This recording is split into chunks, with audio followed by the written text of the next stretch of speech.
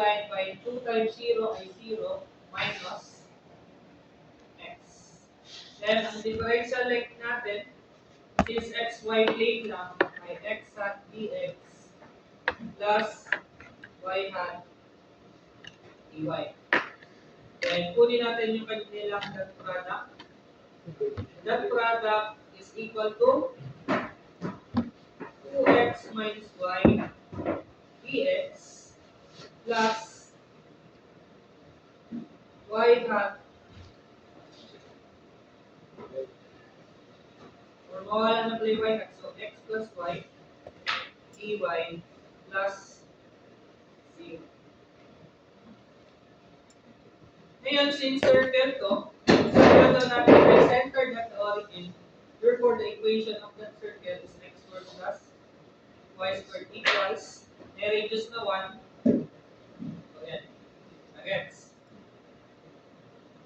Then, mas madali, na-convert na lang natin ito into cylindrical. So, bakit gawa ng ating ito? Abala na. Sige, sir. Wait lang.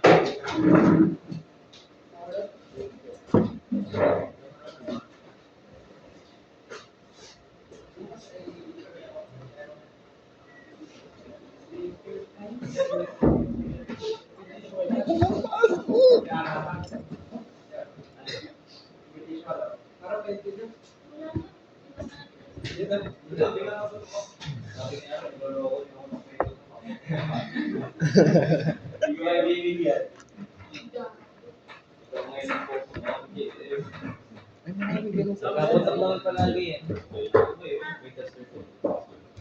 Ganda na marami ganun sa inyo. Madami tao. Wala. Inalari pa ba sa Saksak. Wala kami. kayo ayos pa po Ay, parang binalatan tapos nerol.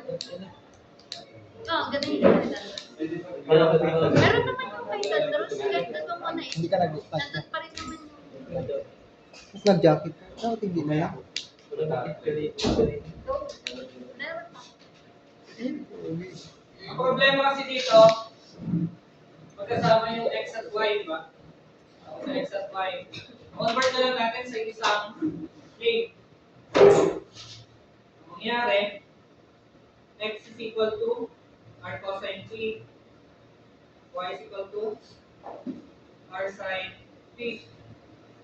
Ibig sabihin, the differential of x with respect to t is equal to r cosine, differential ng cosine ay negative sine t. Diba? Next, the differential of y with respect to t is equal to r times cosine t. Sabi kanina, kasi sa equation ng value ng r natin ay 1. So, substitute the equation, dx is equal to negative sine p dt, dy equals cosine p dt. Integrate. So, lagay natin dito, the work is equal to the integral of ating x ay r cosine p. So, 2 times cosine p. So, yan, pinagta na natin ng 1. Then, minus r sine p. So, sine p na lang to. Times dx. Ang dx natin is negative sine p. Plus integral of x, which is cosine p plus sine p. Differential naman is cosine p dt. So, tingnan natin kung merong matatanggal. Work is equal to the integral of negative 2 cosine p sine p dt plus the integral of sine squared p dt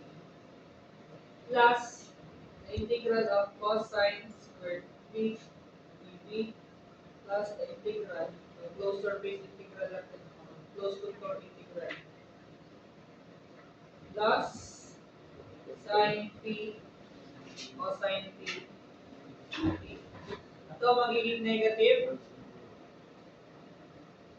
cosine p sine p dt na lang plus integral na sine squared p plus cosine squared p dt. Gawin nyo naman ulit. Ito equivalent sa 1. The work equal to integral of cosine p.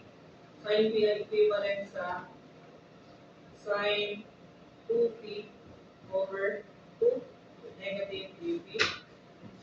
Evaluating the closed contour integral, the result is negative 1 over 4 times negative cosine 2p. Evaluated from, so mamaya natin hanapin yung point. So P1 to P2 ay equal sa cosine 2p over 4 evaluated from P1 to